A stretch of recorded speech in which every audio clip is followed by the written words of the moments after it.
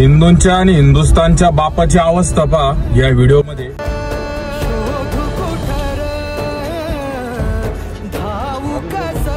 पाहिली आपल्या बापाच्या पुतळ्याची काय अवस्था झालेली, राग अनावर झाला असून, परंतु आता याच्या विरोधात राज्यातले काही हिंदुत्ववादी बोलणार नाही, कारण त्यांनी दोन बाप केले, पहिला बाप राजकारणी, नंतर मग छत्रपती। पण शिवप्रहारला काय असे दोन बाप नाही, एकच बाप छत्रपती शिवाजी महाराज। आणि आम्ही बोलणार याच्या विरोधात।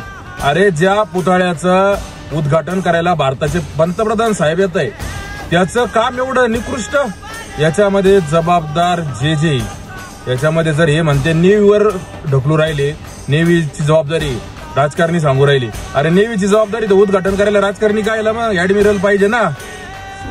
या राजकारण्यांनी त्याच्यात पैसा खाल्ला, यांनी छत्रपतींना पण सोडलं नाही पैसा खाण्यामध्ये।